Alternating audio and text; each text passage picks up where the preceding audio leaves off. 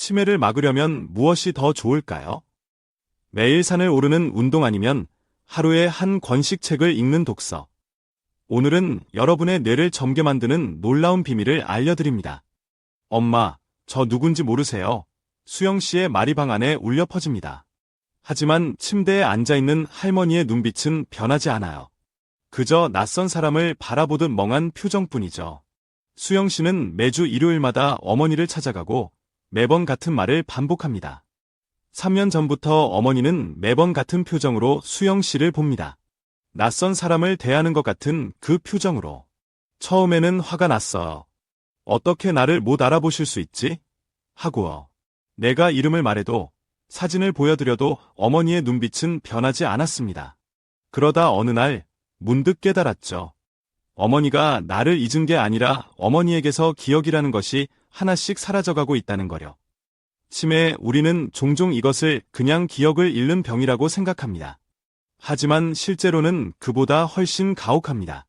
기억만 사라지는 것이 아니에요. 그 사람의 정체성, 관계, 그리고 체격이 조금씩 지워지는 병입니다. 우리나라에서 65세 이상 노인 10명 중 1명이 치매로 고통받고 있는 비율이고 2050년에는 그 수가 300만 명을 넘어설 것이라고 합니다. 여러분 주변에도 이런 아픔을 겪고 계신 분들이 있으신가요? 그럼 우리는 정말 기다리기만 해야 할까요? 나이가 들면 누구나 겪을 수밖에 없는 운명이라고 포기해야 할까요? 아닙니다.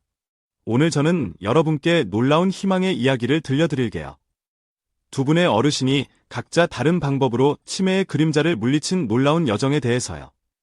이 영상을 시작하기 전에 지금 보고 계신 내용이 여러분이나 여러분의 소중한 분들에게 도움이 될 것 같다면 구독과 좋아요 버튼을 눌러주세요. 여러분의 작은 클릭 하나가 더 많은 분들에게 이 소중한 정보를 전할 수 있게 도와줍니다. 운동과 독서, 무엇이 우리 뇌를 더 젊고 건강하게 만들 수 있을까요? 그 놀라운 비밀을 함께 알아보겠습니다. 여러분, 우리는 평생 건강을 위해 노력해왔습니다. 몸을 위해 운동하고, 마음을 위해 좋은 사람들과 만나고, 정신을 위해 책을 읽었죠.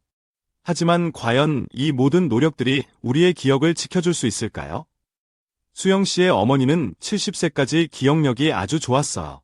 동네에서 머리가 좋기로 유명했죠. 하지만 71세, 갑자기 변화가 찾아왔습니다. 처음에는 물건 두는 곳을 기억 못하는 정도였어요. 사소한 건망증이라고 생각했죠.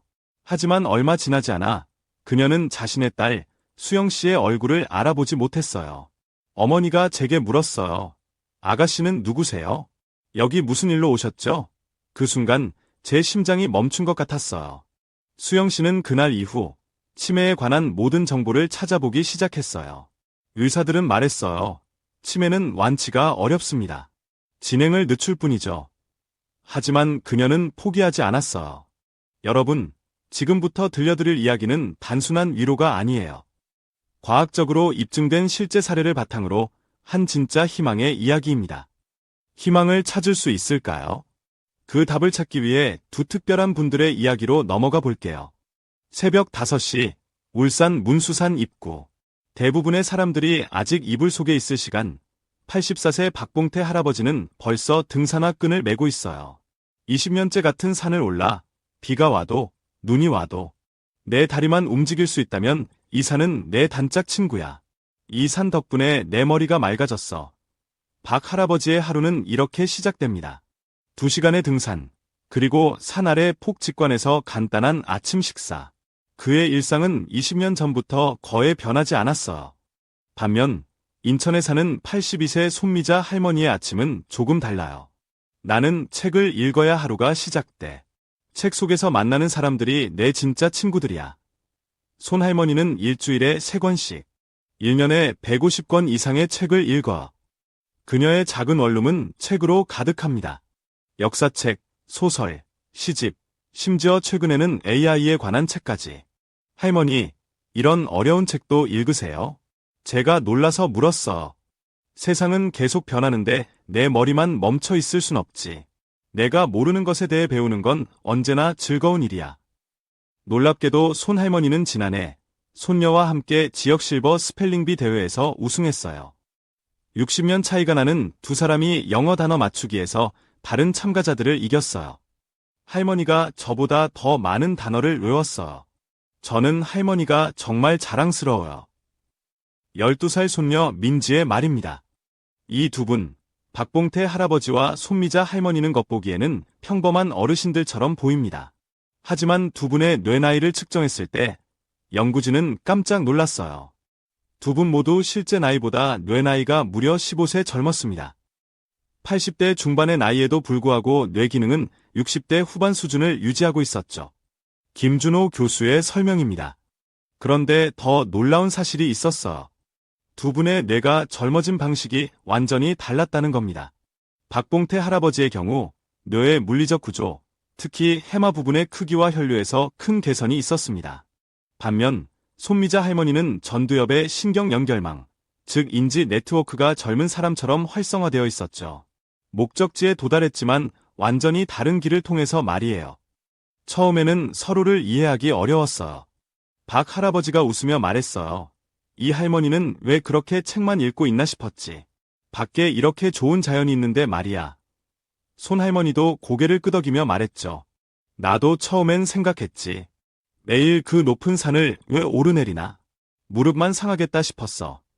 하지만 서로의 습관이 가져온 놀라운 효과를 알게 된 후 두 분은 서로의 방식을 존중하게 되었어요. 그리고 이제는 함께 새로운 도전을 시작했어요. 그렇다면 운동과 독서는 각각 우리 뇌에 어떤 영향을 미치는 걸까요? 이런 놀라운 변화가 가능했을까요? 이제 그 비밀을 하나씩 알아볼게요. 매일 아침 산을 오를 때마다 내 머릿속에서는 무슨 일이 벌어지고 있는지 아시나요? 박봉태 할아버지의 자신감 넘치는 물음으로 이야기를 시작할게요. 박 할아버지의 20년 등산 습관은 그의 뇌에 놀라운 변화를 가져왔어요. 연구팀의 측정 결과 그의 뇌 혈류량은 같은 나이대 평균보다 무려 28% 높았어요. 특히 기억을 담당하는 해마 부분의 활성도는 47% 증가했죠.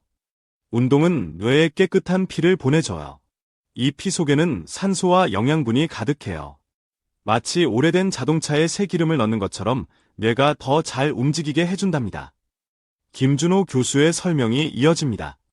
더 중요한 건 뇌에 비료 부르는 특별한 물질이 늘어난다는 거예요. 이 물질이 많아지면 뇌에 새로운 세포가 더 많이 생기고 이미 있는 세포들도 더 튼튼해져요. 마치 화초에 영양제를 주면 잘 자라는 것처럼요. 실제로 여러 연구에 따르면 규칙적인 유산소 운동은 심혈관 위험을 최대 50% 낮출 수 있다고 해요. 특히 주 3회 30분 이상의 걷기만으로도 인지 기능 저하 속도를 늦출 수 있다는 연구 결과도 있어요. 박 할아버지의 경험은 과학적으로도 명확한 증거를 제공합니다. 운동은 이런 방식으로 뇌 건강에 도움을 줍니다. 먼저 뇌에 산소와 영양분이 더 많이 공급되는 혈류 개선 효과가 있습니다. 또 BDNF라는 물질이 증가하면 새로운 신경세포가 생기고 기존 세포들도 더 튼튼해져요. 만성염증은 뇌 건강에 나쁜데 운동은 이런 염증을 줄여줍니다. 당뇨는 치매 위험을 높이는데 운동은 혈당 조절에 도움을 주는 인슐린 감수성을 향상시키는 효과가 있어요.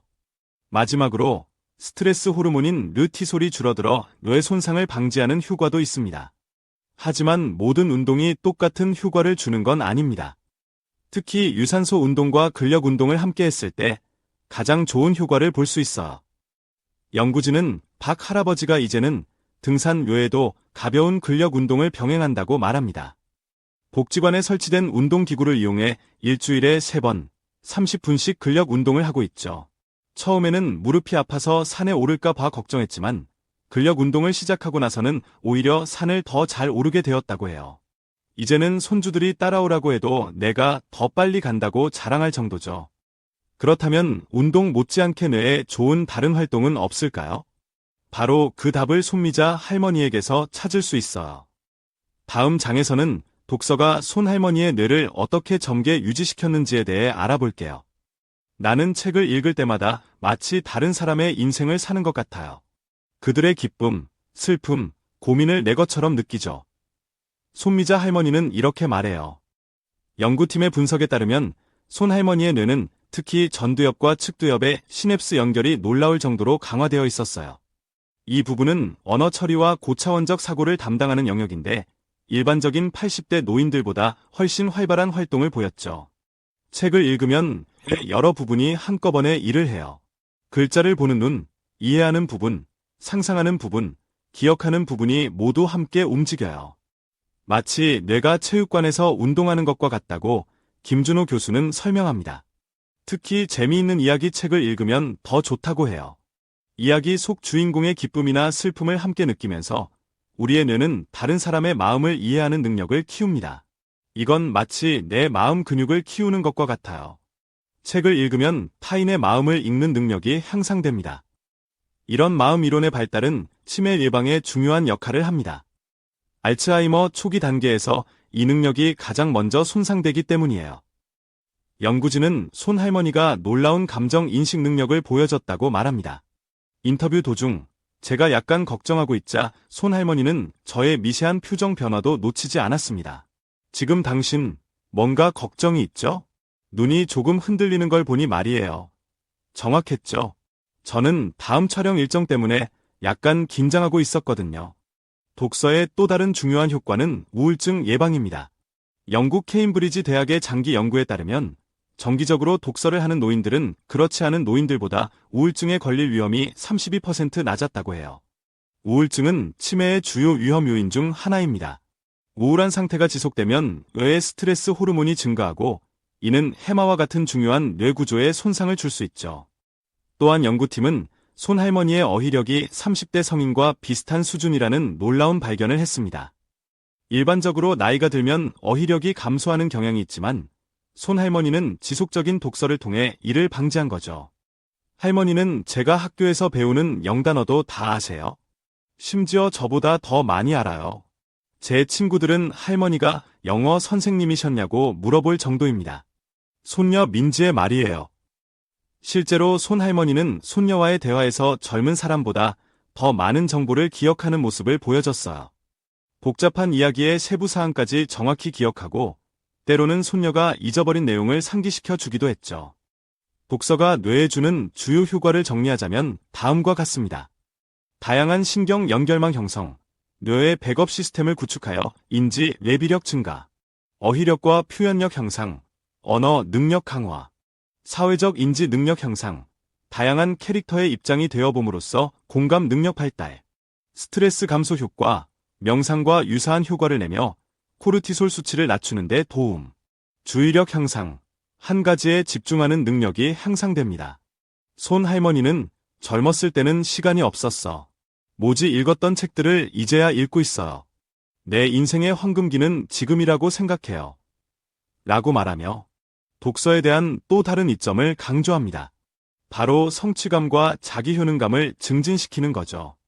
새로운 지식을 습득하는 과정에서 얻는 긍정적인 감정들은 뇌 건강에 큰 도움이 됩니다. 그렇다면 운동과 독서 중 어떤 것이 치매 예방에 더 효과적일까요?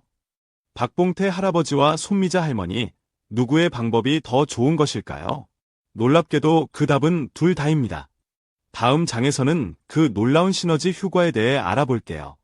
처음에는 서로의 방식을 이해하지 못했지만 이제는 서로에게 배우고 있어요. 손미자 할머니의 말입니다. 연구팀은 박 할아버지와 손 할머니를 만난 후 새로운 실험을 시작했습니다. 65세 이상 노인 100명을 4그룹으로 나누어 1년간 관찰했어요. 첫 번째 그룹은 주 3회 이상 유산소 운동만, 두 번째 그룹은 주 3회 이상 독서만, 세 번째 그룹은 운동과 독서를 모두 병행, 그리고 마지막 그룹은 아무것도 하지 않은 대조군이었습니다. 결과는 놀라웠습니다. 운동만 한 그룹은 평균 7.5세 정도 뇌나이가 감소했습니다. 그런데 운동과 독서를 병행한 그룹은 무려 12.3세 나이가 감소한 결과를 보였습니다. 이는 단순한 합산 효과 이상의 시너지가 있음을 보여주는 결과였습니다. 김준호 교수의 설명입니다. 세계보건기구 WHO 뇌 가이드라인에서도 비슷한 내용을 찾을 수 있어요. 운동은 뇌의 하드웨어를, 독서는 소프트웨어를 강화합니다. 두 가지를 함께하면 더 큰 효과를 볼 수 있죠. 운동과 독서가 함께할 때 발생하는 변화는 신경 전달 물질 수준에서도 확인됩니다. 기억력 향상에 중요한 아세틸콜린이 2% 증가하고 우울증 예방에 중요한 세로토닌이 18% 증가했습니다. 이러한 생화학적 변화는 단순히 기분이 좋아지는 것 이상의 효과를 가져옵니다. 저도 1년 전부터 아침에는 공원을 1시간 걷고 저녁에는 1시간씩 책을 읽기 시작했어요. 치매 초기 진단을 받았었는데 6개월 만에 인지 검사 점수가 2점에서 27점으로 올랐어요. 79세 전경찬 할아버지의 경험담입니다. 그는 이제 손주들에게 직접 동화책을 읽어줄 수 있을 정도로 호전되었습니다.